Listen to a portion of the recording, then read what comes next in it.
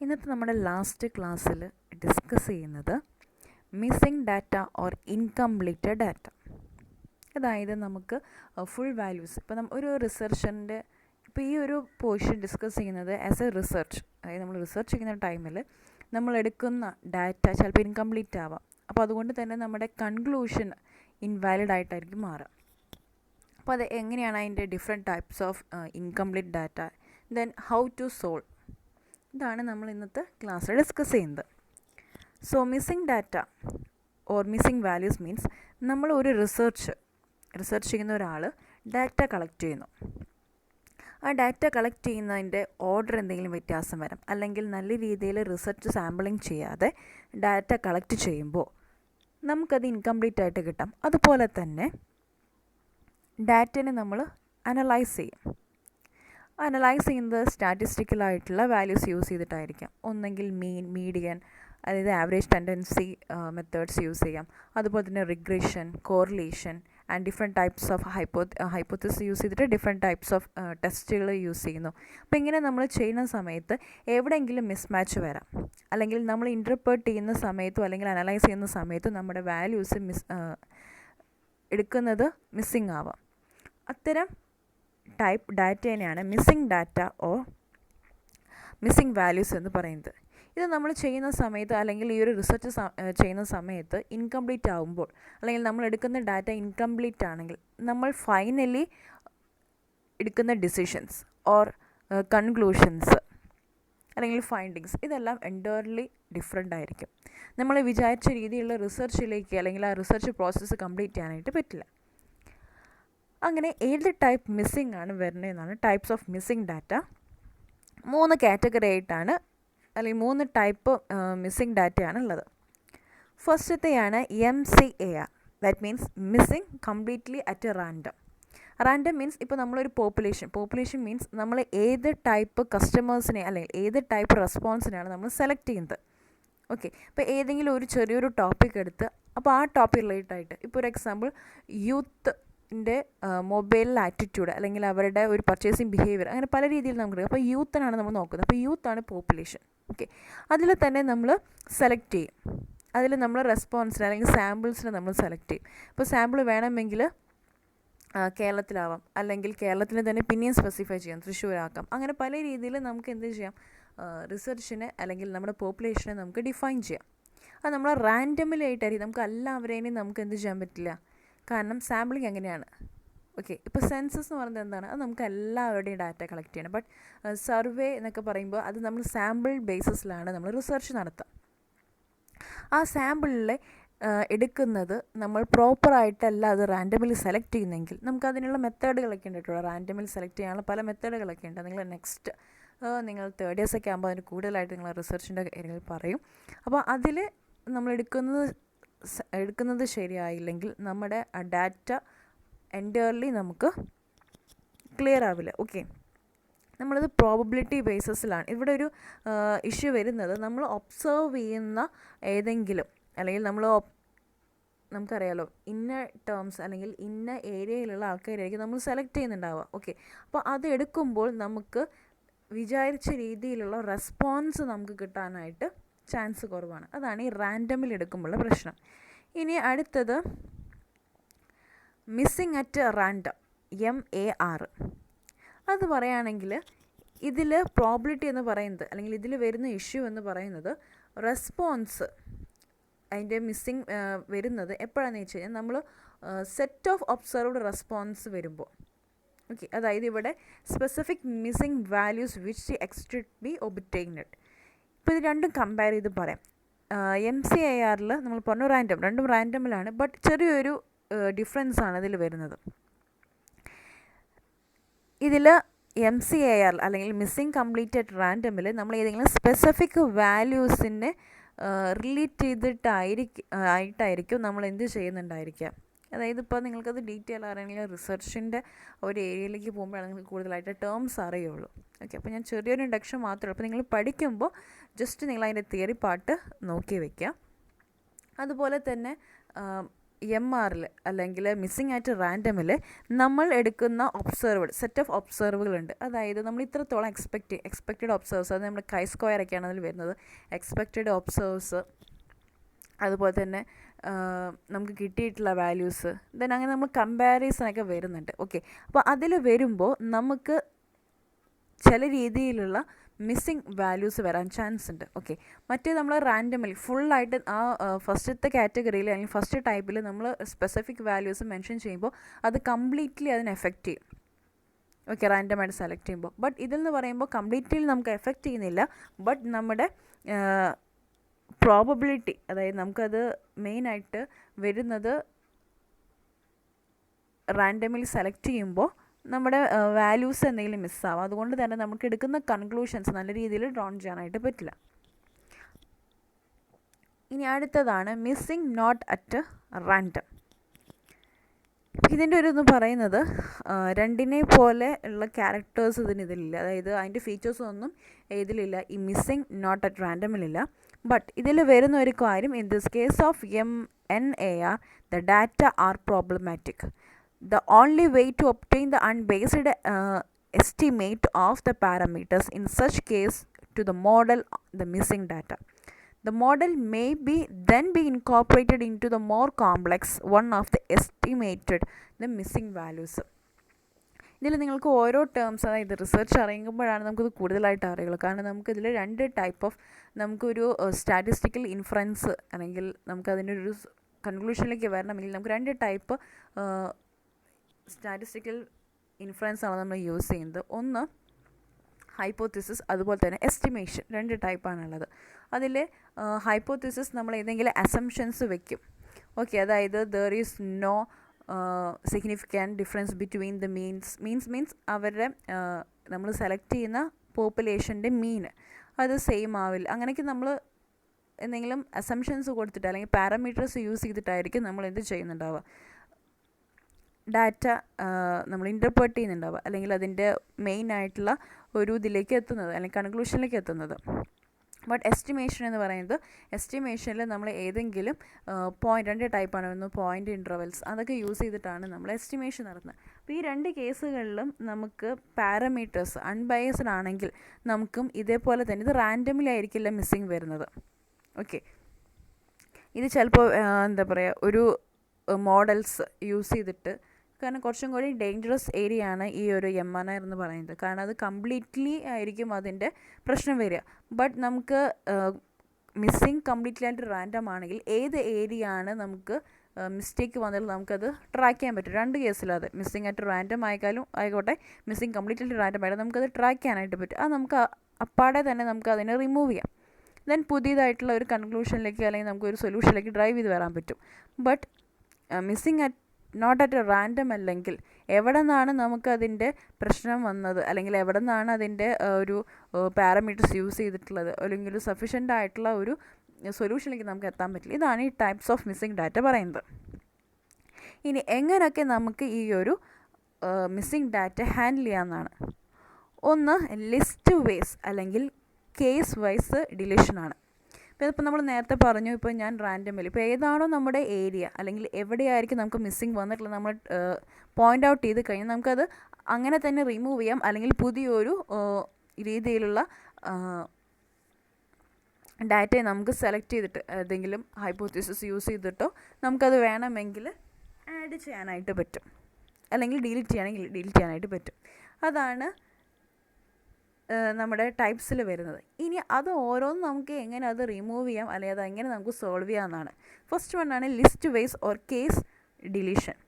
ഇതിൽ നിന്ന് പറയുകയാണെങ്കിൽ ഇപ്പോൾ എവിടെയാണ് നമുക്ക് മിസ്സിങ് വന്നിട്ടുള്ള വാല്യൂസ്, ചിലപ്പോൾ ഒന്നോ രണ്ടോ ഏരിയാസിൽ നമുക്കതിന് മിസ്സിങ് വന്നിട്ടുണ്ടാവും.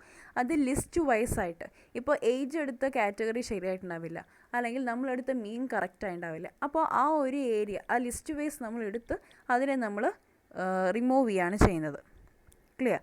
പിന്നെ ഇതിൽ അല്ലെങ്കിൽ കേസ് വൈസ്, ഏത് കേസിനാണ്, അപ്പോൾ നമ്മൾ പല കേസുകളായിട്ട് നമ്മൾ റിസർച്ച് ചെയ്യുന്നുണ്ടാവുക. അപ്പോൾ അതിൽ ഏത് കേസിനാണ് നമുക്ക് മിസ്റ്റേക്ക് വന്നിട്ടുള്ളതെങ്കിൽ അല്ലെങ്കിൽ മിസ്സിങ് വന്നിട്ടുള്ളത് അത് നമ്മൾ അങ്ങനെ തന്നെ റിമൂവ് ചെയ്യുന്നു. ഇനി അടുത്തത് പെയർ വൈസ് ഡിലീഷൻ.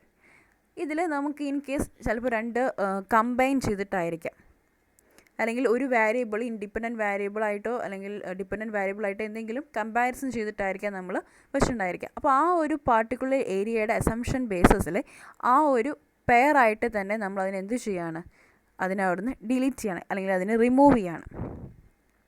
ഓക്കെ, ഇനി അടുത്തതാണ് മീൻ സബ്സ്റ്റിറ്റ്യൂഷൻ. നമുക്കറിയാം ഈ ഒരു റിസർച്ചിൽ ഏറ്റവും കൂടുതലായിട്ട് നമ്മൾ ഉപയോഗിക്കുന്ന ഒരു സ്റ്റാറ്റിസ്റ്റിക്കലായിട്ടുള്ള ഒരു മെത്തേഡ് മീനാണ്. അതായത് നമ്മൾ കണ്ടുപിടിച്ചിട്ടുള്ള ഓരോന്നിൻ്റെയും മീന് കാൽക്കുലേറ്റ് ചെയ്യും.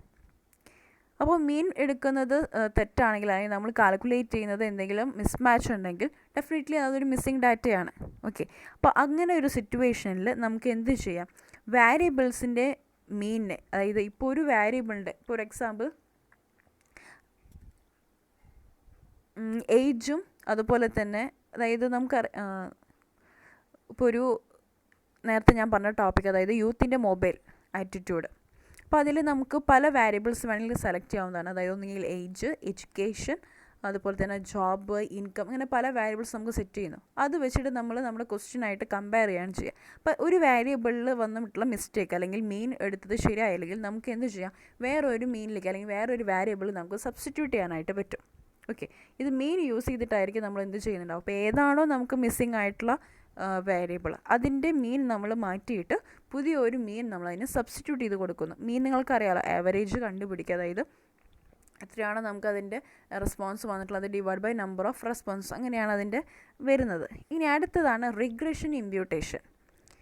നമുക്ക് മീൻ പോലെ തന്നെ വേറെ കാൽക്കുലേറ്റ് ചെയ്യാൻ പറ്റുന്ന ഒരു സ്റ്റാറ്റിസ്റ്റിക്കലായിട്ടുള്ള ഒരു മോഡൽ കൂടിയാണ് റിഗ്രഷൻ.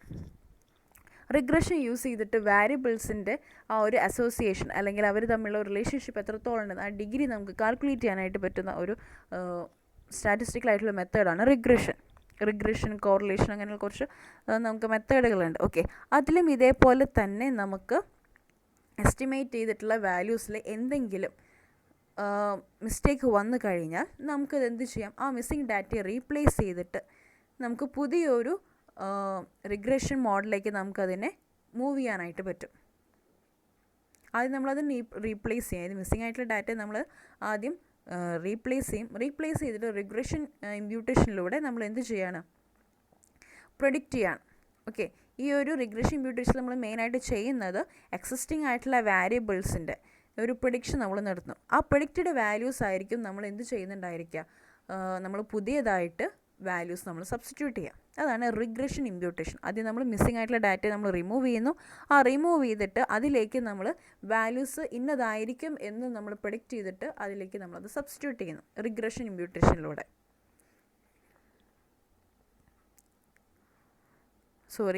സ്ലൈഡ് സ്കിപ്പ് ചെയ്യാനായിട്ട് മറന്നു. അപ്പോൾ മീൻ ഞാൻ പറഞ്ഞ പോലെ ക്ലിയർ ആണല്ലോ. മീൻ നമുക്ക് പുതിയൊരു മീനെ നമ്മൾ സബ്സ്റ്റിറ്റ്യൂട്ട് ചെയ്യുന്നു. അതുപോലെ തന്നെ അത് സെയിം വാരിയബിൾസ് യൂസ് ചെയ്തിട്ടായിരിക്കാം. വാരിയബിളൊക്കെ ഒന്നായി ദെൻ അതിൻ്റെ മീൻസിനായിരിക്കും നമ്മളതിനെ വ്യത്യാസം വരുത്തുന്നത്. റിഗ്രഷൻ അതാണിപ്പോൾ നമ്മൾ ഡിസ്കസ് ചെയ്തത്.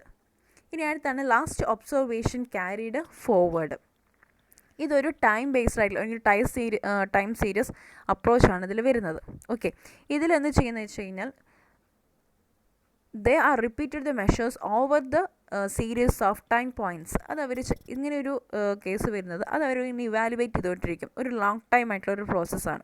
അതായത് ടൈം ടു ടൈം അവരതിനെ വെരിഫൈ ചെയ്തുകൊണ്ടിരിക്കുകയാണ് അല്ലെങ്കിൽ അത് മെഷർ ചെയ്തുകൊണ്ടിരിക്കുകയാണ്. ഓക്കെ, ദെൻ ആ മെഷർ ചെയ്യുന്ന ആ ഒരു ടേമിനെയാണ് ലാസ്റ്റ് ഒബ്സർവേഷൻ ക്യാരിഡ് ഫോർവേഡ് എന്ന് മീനിങ് വരുന്നത്. In this method replace every missing values with last observed value from the same subject.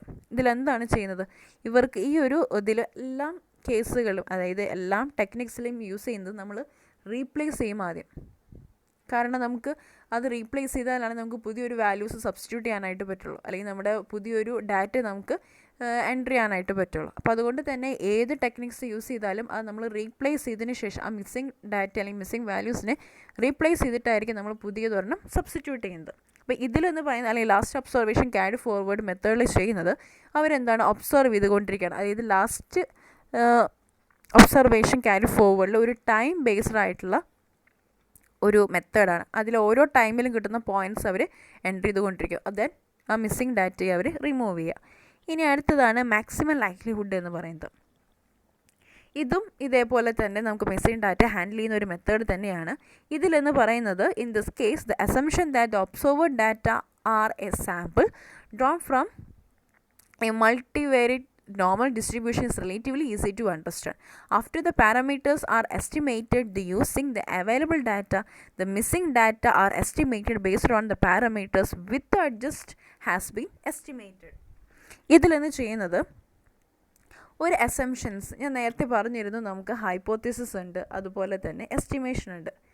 അപ്പോൾ ഹൈപ്പോത്തിസിസ് കൂടുതലായിട്ട് പാരാമീറ്റേഴ്സ് യൂസ് ചെയ്തിട്ടായിരിക്കും എന്ത് ചെയ്യുന്നുണ്ടായിരിക്കുക, അതായത് അസംഷൻ്റെ ബേസിസിലായിരിക്കും റിസർച്ചേഴ്സ് അവരുടെ ഡാറ്റ ഇൻ്റർപ്രറ്റ് ചെയ്യുന്നത് അല്ലെങ്കിൽ അനലൈസ് ചെയ്യുന്നത്.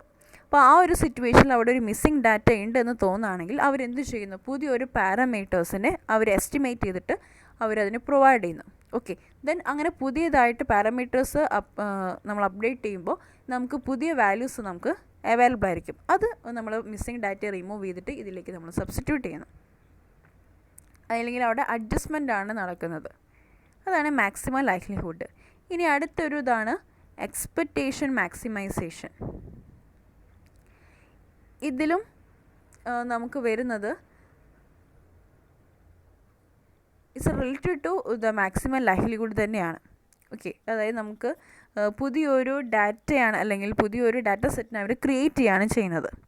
Okay, in which all the missing values are inputted with the values estimated by the maximum likelihood methods. അതായത് ഈ എക്സ്പെക്റ്റേഷൻ മാക്സിമൈസേഷനിൽ നമ്മൾ ആദ്യം മാക്സിമം ലൈക്ലിഹുഡിൽ മെത്തേഡ് പ്രകാരം അതായത് പാരാമീറ്റേഴ്സ് യൂസ് ചെയ്തിട്ട് നമ്മൾ പുതിയ വാല്യൂസ് അഡ്ജസ്റ്റ് ചെയ്യുന്നു. അത് കഴിഞ്ഞാൽ next this approach begins the expectation step during which the parameters are estimated perhaps using the list based deletion. അതായത് നമുക്കിപ്പോൾ ഏത് പാരാമീറ്റേഴ്സ് നമ്മൾ നേരത്തെ പറഞ്ഞു, ഈ ഒരു എക്സ്പെക്റ്റേഷൻ മാക്സിമൈസേഷൻ എന്ന് പറയുന്നത് നമ്മുടെ മാക്സിമം ലൈക്ലിഹുഡിനെ പോലെ തന്നെയാണ്. ആ ഒരു സ്റ്റെപ്പ് തന്നെയാണ് ഇതിലും വരുന്നത്. അതായത് പാരാമീറ്റേഴ്സ് യൂസ് ചെയ്തിട്ട് അവരതിൻ്റെ മിസ്സിംഗ് വാല്യൂസ് അഡ്ജസ്റ്റ് ചെയ്യുന്നു.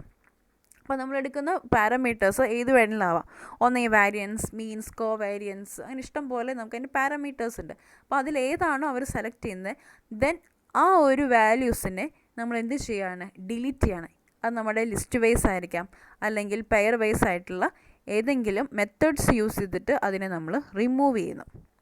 ഓക്കെ, അതാണ് എക്സ്പെക്റ്റേഷൻ മാക്സിമൈസേഷനിൽ നടക്കുന്നത്. ഇനി അടുത്തതാണ് multiple imputation.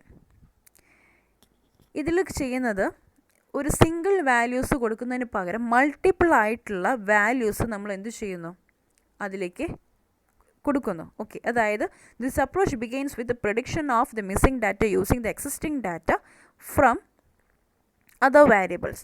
The missing values are then replaced with predicted values. എന്ത് ചെയ്യാണ്, പ്രഡിക്റ്റഡ് എക്സിസ്റ്റിംഗ് ആയിട്ടുള്ള അല്ലെങ്കിൽ നമ്മുടെ മിസ്സിംഗ് ഡാറ്റയിലെ നമ്മൾ പുതിയ പ്രഡിക്റ്റഡ് ആയിട്ടുള്ള വാല്യൂസ് നമ്മളവിടെ കൊടുക്കുകയാണ്, എൻട്രി ആണ്.